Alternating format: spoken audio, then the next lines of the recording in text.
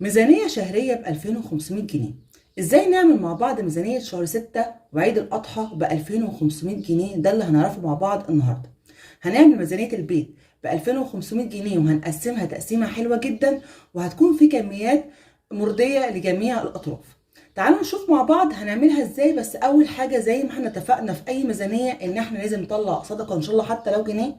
تاني حاجة تكوني عاملة جرد لكل خزين البيت بتاعك عشان تبقي عارفة هتشتري ايه وناقصك ايه. وتالت حاجة كمان تكوني عاملة منيو لنفسك عشان برضو تحددي لنفسك ايه هي المشتريات اللي انت عايزاها خلال الشهر. تعالوا نبدأ مع بعض كده على طول ونشوف الميزانية بتاعتنا عبارة عن ايه. بس قبل اي حاجة نقول اللهم صل وسلم وبارك على سيدنا محمد وعلى آل سيدنا محمد وعلى أصحابه أجمعين. كل سنة وحضراتكم طيبين، وعايزة أقول لكم وحشتوني جدا، وبعتذر جدا جدا على غياب الفترة اللي فاتت، بس والله العظيم غصب عني. الحمد لله على كل شيء. تمام. نرجع بقى مع بعض ونعمل ميزانيات جميلة، ونعمل إن شاء الله روتينات تكون حلوة بإذن الله. بس ادعوا لي كده ربنا يديني الصحة وأقدر أصور معاكم. طبعا لو لسه جديده عندي في القناه وشايفه ان القناه مفيده بالنسبه لك، ما تبخليش عليا باللايك الحلو بتاعك والاشتراك في القناه وتفعيل الجرس عشان يوصلك مني كل جديد. اما لو بالفعل مشتركه في القناه، ما تبخليش برده عليا باللايك الحلو بتاعك والكومنتات الجميله اللي بتديني طاقه ايجابيه وبتساعدني. عايزه اقول لكم وحشتوني جدا جدا جدا. الميزانيه بتاعتي ب 2500 جنيه. هقسمها ازاي؟ التقسيمه دي احنا قسمناها مع بعض قبل كده، بس التقسيمه دي بجد انسب تقسيمه تقسمي بيها الميزانيه بتاعتك في خلال ارتفاع الاسعار، في خلال الوضع اللي احنا فيه حاليا. طب عملت ايه؟ انا معايا 2500 جنيه، حطيت 1000 جنيه خزين شهري. تمام، ده الخزين اللي انا عايزاه خلال الشهر الاساسي عندي في البيت. و1000 جنيه مصروف اسبوع بمعدل 250 جنيه في الاسبوع لو انا هقسمهم على 4 اسابيع. لو انا حابه اقسمهم على 5 اسابيع تبقى الاسبوع بتاعي ب 200 جنيه. 500 جنيه لحوم العيد. بس يا سمر ده اللحمه غاليه، هقول لك بالظبط هنعمل ايه واحده واحده وامشي معايا بالترتيب. طبعا الميزانيه دي ميزانيه شخصيه ليا انا كسمر. تمام. انا حبيت ان انا اشاركها معاكم. تقدري انت بقى تلعبي في الميزانيه، تشيلي وتحطي حسب الجرد اللي انت عامله المحتويات البيت بتاعك، ايه المتوفر عندك وايه اللي مش متوفر عندك. تمام. تقدري برضو تقللي الكميه او تزودي الكميه براحتك. احنا هنا كاربع افراد، انا قسمت الميزانيه بتاعتي ازاي؟ انا حطيت هنا 1000 جنيه في الشهر. هجيب رز. تمام. 12 كيلو ب 342 جنيه، سعر الكيلو 28 جنيه ونص. يا سمر ده الرز وصل ل 33 جنيه. عايزه اقول لك فتح الله واوكازيون وكارفور وبيت الجمله اللهم صل عليك يا نبي. وبالنسبه هنا الاسكندريه، السوبر ماركت المنوفي، في ايه تاني يا ربي؟ احنا قلنا بيت الجمله، اسواق فتح الله، كل ده في الرز فيه من 28 جنيه ونص، وفي كمان ب 27 جنيه ونص. تمام. وفي ب 30 وفي ب 33. انا بختار نوعيه حاجه اكون انا استخدمتها قبل كده وعارفه جودتها، وفي نفس الوقت سعرها يكون مناسب بالنسبه لي. يعني بدور على الاوفر بالنسبه لي. تمام. ما اروحش اجيب الكيلو الرز ب 33 جنيه والاقي انا في صنف تاني ب 28 جنيه ونص بيكون مديني نفس الغرض اللي انا عايزاه. لا، بحاول ادور على الاوفر عشان اقدر اجيب كميه اكبر. طب 12 كيلو رز بمعدل 3 كيلو في الاسبوع. احنا بنحب المكرونه اكتر، يبقى هزود في المكرونه وهقلل في الرز. طب ليه مزوده هنا في الرز؟ عشان يديني كميه اكبر. انا داخله على موسم عيد، ممكن يجيلي اي عزومه في اي وقت، ابقى انا عندي خير في البيت. تمام. ما اروحش ادور على حق الرز وحق اللحمه وحق الخضار ودنيا تانية. لا، يبقى على الاقل عندي حاجه في البيت تغطي حاجه تانية. يبقى لو انا صرفت مثلا في حق لحمه، يبقى انا عندي رز في البيت. فاهمه قصدي ايه؟ طيب، المكرونه 5 كيلو وكيس شعريه هيبقى في معدل 101. سعر كيلو المكرونه 19 جنيه، وكيس الشعريه في حدود 6 جنيه، وكان ممكن كمان يكون اقل من كده. طيب، عندك مكرونه بساطه ب 19 جنيه، روز جارد ب 19 جنيه، لمتنا ب 19 جنيه. تمام. كلها اصناف حلوه وانا عن نفسي استخدمتها قبل كده، فليه اروح اشوف حاجه تانية ب 22؟ لا، خليني في ام 19 عشان انا هجيب كميه فتوفر معايا. طيب زي ما قلت لك بقى، حابه الرز حابه المكرونه، زودي او قللي حسب ما انت حابه. ازازه خل في حدود ال 12 جنيه. تمام. عطاره في حدود ال 60 جنيه. العطاره هنا داخل منها اللبن البودره، داخل منها البيكنج باودر، داخل منها الخميره، داخل منها المرقه. طيب 60 جنيه حاططهم بناء على الجرد اللي انا جردته لمحتويات البيت عندي.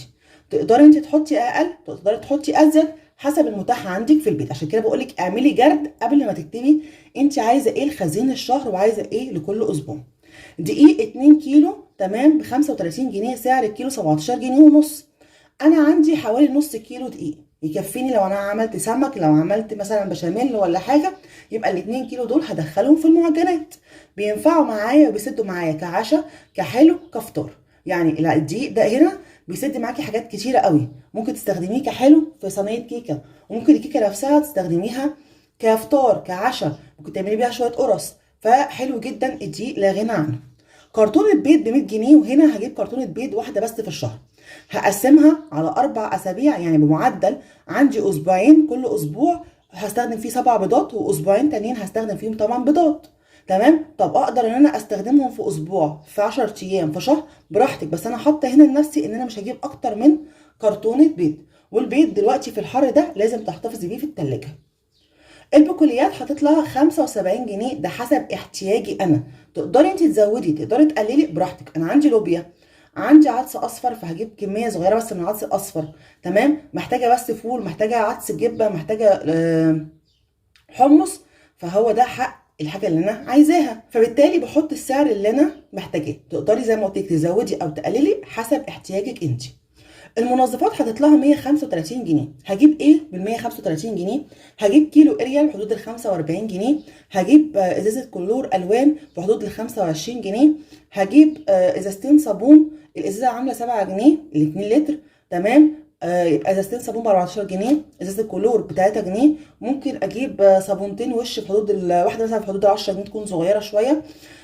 ممكن اجيب ايه تاني يا ربي؟ ممكن اجيب مثلا ب 10 جنيه معطر. فالمهم ال 135 جنيه دول ما اطلعش عنهم. ممكن اجيب برضو تمن سلك 8 جنيه، ب 10 جنيه لفه مواعين. يبقى اصبح انا حاطه لنفسي رينج حسب برضو احتياجي انا. تزودي تقللي زي ما اتفقنا، ده براحتك انت. ربع كيلو شاي ب 42 جنيه. طب الشاي ممكن اقلل عن كده. في شاي اسمه شاي زمان تقريبا او خير زمان. تمام. جوزي جربه في الشغل وقال لي حلو ومش وحش، وربع كيلو بتاعه عامل 30 جنيه. لو لقى فتح الله هجيبه وهستخدمه عادي جدا طالما هو شكر فيه، وابقى وفرت من هنا 14 جنيه. يبقى زي ما اتفقنا احنا بندور على الحاجه اللي تكون حلوه وفي نفس الوقت توفر معايا كسعر. طب هنا المجموع لو على الاسعار دي هصرف كام؟ هصرف 924 جنيه 75 قرش. الباقي بتاعي كام؟ من ال 1000 جنيه هيبقى باقي معايا 75 جنيه 25 قرش. الباقي ده هعمل بيه ايه يا سمر؟ ده هركنه على جنب عشان اقدر ازود بيه لحوم العيد. طيب هاجي بقى المصروف الاسبوعي. احنا معانا 1000 جنيه مصروف اسبوعي، مقسمينها بقى على 4 اسابيع او 5 اسابيع براحتك. انا قسمتها هنا على 4 اسابيع، كل اسبوع بمعدل 250 جنيه. هنجيب ب 40 جنيه خضار. هنجيب ايه ب 40 جنيه خضار؟ ب 10 جنيه طماطم، ب 10 جنيه بطاطس، ب 5 جنيه فلفل، ب 5 جنيه ليمون، ب 10 جنيه اي صنف خضار انا عايزاه. ممكن اجي الاسبوع اللي بعديه اجيب ب 5 جنيه طماطم، ب 5 جنيه فلفل، ب 5 جنيه ليمون. تمام. ب 10 بصل. تمام. او ب 15 بصل. يبقى انت كل اسبوع بتجيبي في حدود ال 40 جنيه، او ممكن تخليها في حدود ال 50 جنيه، حسب اللي انت عايزاه او حسب المنيو الاسبوعي اللي انت حاطاه لنفسك. انا هنا كسمر حاطه 40 جنيه هيكفوني في الاسبوع. تقدري انت تحطي 50، تقدري تحطي 60 براحتك. تقدري كمان تجيبي كيلو ونص طماطم بس في الاسبوع ب 5 جنيه، يبقى 5 طماطم ب 5 بطاطس، ب5 مثلا ليمون، ب5 فلفل، ادي كده 20. ب 10 جنيه صنف خضار تعمليها مثلا على مرتين، ادي كده 30. ب 10 جنيه مثلا بصل، ادي كده ب 40. البصل هنا 10 جنيه سمر، ده البصل ب 12 وب 15. انا بنقي البصل الرفيع، هجيبه وهوريه لكم ان شاء الله. عيش تمام ب 7 جنيه ونص لو انا عندي هنا بطاقه تموين. هنا الميزانيه كلها قايمه ان انا عندي تموين. تمام. فانا هجيب هنا ب 7 جنيه ونص عيش خلال الاسبوع. فطار 40 جنيه. انا عندي هنا بيض، وجبت هنا في البقوليات هنا فول عشان ادمسه. تمام. يبقى هجيب هنا بال 40 جنيه ممكن اجيب ربع كيلو جبنه بحدود ال 20 جنيه، وب 20 مثلا جنيه عجينه فلافل، ادي كده ال 40 جنيه، مع شويه بطاطس مثلا خلال الاسبوع. كده عملت فطار حلو جدا. تمام. ده بالنسبه لي انا، في غيري لا. معايا برضو لبن، هجيب كيلو لبن بقري ب 15 جنيه. ممكن انا اكون عامله هنا معجنات مع شويه لبن تمشي برضو معايا الدنيا في يوم. انا ما عنديش لبن بقري، ممكن اجيب لبن جاموسي فهزود 5 جنيه كمان. فاكهه في حدود ال 20 جنيه، لحوم في حدود ال 60 جنيه. نيجي بقى هنا للحوم. ممكن اجيب بربع مفروم بلدي. تمام. ممكن اجيب او ربع مفروم مستورد، ممكن اجيب ربع كبده، ممكن اجيب ربع صدق، ممكن اجيب ده يعني حاجه واحده في الاسبوع. ليه يا سمر حاجه واحده في الاسبوع؟ عشان انا عايزه ارحل فلوس احوشها للعيد الكبير اقدر اجيب بيها اللحوم بتاعتي، لو انا اللحوم بتاعتي ضمن المصروف. لو انت اللحوم بتاعت العيد بتاعتك خارج المصروف البيت تقدري تتحكمي وتجيبي اكتر من صنف لحوم في في الاسبوع. طيب ممكن اجيب كمان سمك، تمام، ب 60 جنيه سمك، سمك ب 85 جنيه سمر. لا دوري على سمك يكون في حدود ال 60 جنيه، يكون حجمه في حدود ال 60 جنيه وفي 40 جنيه. وهوريكم برده في المشتريات انا جايبه سمك ب 20 جنيه سمك شوي. طيب المجموع هنا صرفت كام؟ صرفت 182 جنيه ونص، باقي من 250 جنيه 67 جنيه ونص. لو مشيت بنفس النظام ده الاربع اسابيع الثلاث اسابيع اللي بعد كده هيكون متوفر معايا ايه؟ تعالي كده نشوف. انا حاطه هنا لحوم العيد 500 جنيه، وباقي مصروف الاسبوع اللي هو كل اسبوع، وباقي مصروف الشهر هنا 500 جنيه. وهنا لو قلت يا ستي اتبقى من كل اسبوع 60 جنيه مش 67 جنيه، هيكون معايا 240 جنيه وفر من كله ايه؟ من الاربع اسابيع.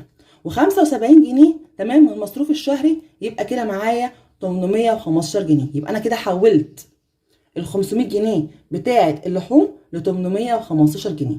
تقدري تجيبي لحوم مستورده، تقدري تجيبي لحوم بلدي براحتك انت. طيب هتجيبي بيهم ايه يا سمر؟ كان لحوم هجيب هنا كيلو لحمه بلدي من 280 جنيه، دي اللحمه البلدي وصلت 400 جنيه.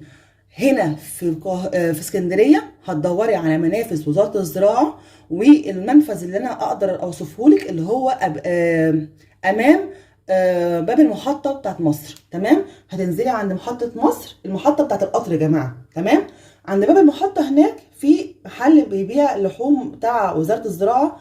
اللحمه المكعبات ب 280 جنيه، المفرومه ب 240 جنيه، الكبده والصدوق برده ب 240 جنيه. يبقى انا جبت هنا لحمه بلدي واثقه فيها من مكان موثوق، جميله جدا، بجيب منها بقالي سنين.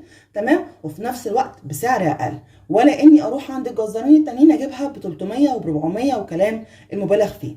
طيب ممكن اجيب كمان اللحمه المكعبات هي اللي بلدي، واجيب المفروم والكبده والصدوق مستورد. تمام، ممكن اجيبهم من فتح الله. الفتح الله الكبده هناك الكيلو ب 100 جنيه، يبقى بدل ما اجيب نص كيلو كبده اجيب كيلو كبده. تمام، فده يرجع لك انت. طب كسمر هتجيبي ايه؟ كيلو لحمه مكعبات ب 280 جنيه، كيلو لحمه مفرومه ب 240 جنيه، نص كيلو كبده ب 120 جنيه، نص كيلو صدق ب 120 جنيه. هيبقى معايا 55 جنيه، هجيب بيهم حاجه ساقعه ولب وسوداني، او حاجه ساقعه وشوكولاته وملبس، حاجه ساقعه وترمس، حسب الحاجه اللي انت عايزاها. خلي بالك ان الاسبوع هنا بتاع العيد هنا تمام هيكون معايا برده 250 جنيه، اللي هما هجيب بيهم خضار وعيش وفطار ولبن وفاكهه والكلام ده كله. فاصبح الاسبوع بتاع العيد انا عندي الخزين بتاعي وعندي حاجتي، فانا الفلوس دي هتبقى لحوم وفاكهه ولب وسوداني وبس. تمام. طيب اقدر زي ما قلت لك اجيب مستورد وامشي حالي لو انا بحب المستورد. كل واحد بيمشي حاله حسب المتاح عنده او حسب الحاجه اللي هو بيحبها.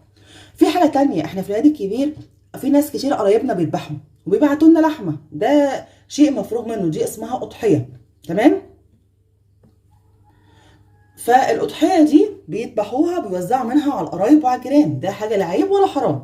تمام، انا عن نفسي ممكن والدي يذبح فممكن يبعت لي لحمه، عشان كده بجيب كيلو لحمه واحد بس مكعبات.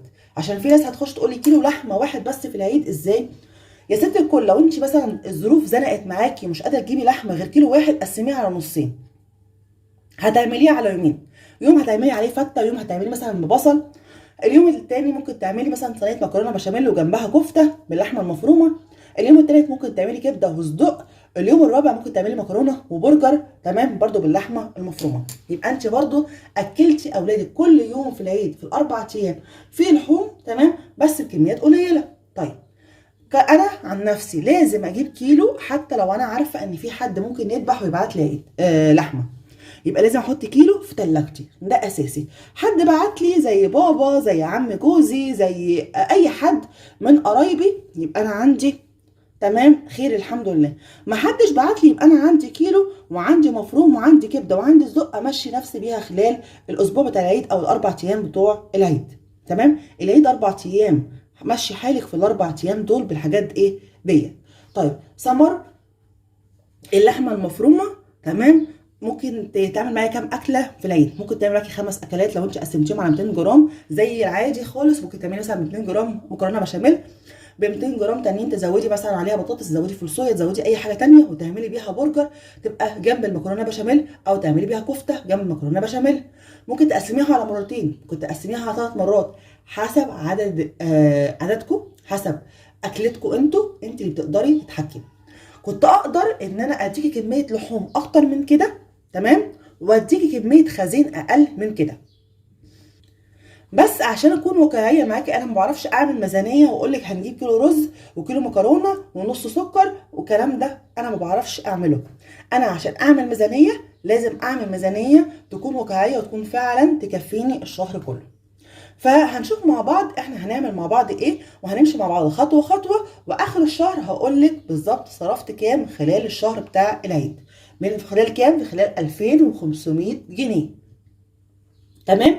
يعني ايه؟ يعني كمان انت لو مش قادره ان انت تنزلي تجيبي حاجتك خلال الشهر كله او مره واحده في الشهر تجيبيه مع خزين الاسبوع، عارفه نفسك ان انت معاكي 1000 جنيه خزين، تكتبي كل حاجه انت جايباها، بتعملي كل حاجه انت حاسباها بالظبط، او تبقي عارفه بالظبط انت هتجيبي ايه، تمام، عشان ما تهدريش معاكي فلوس. دي كده الميزانيه بتاعتي. يا رب اكون افدتكم، ويا رب اكون عند حسن ظنكم. ولو عايزين اي ميزانيه تانية اكتبوا لي في التعليقات ونمشي مع بعض خطوه بخطوه. بس اهم حاجه زي ما انت تكوني عارفه لازم تعملي جرد لخزين البيت، تعملي منيو، طلعي صدقه عشان الميزانيه بتاعتك تنجح. اشوفكم ان شاء الله على خير في فيديو جديد، والسلام عليكم ورحمه الله وبركاته.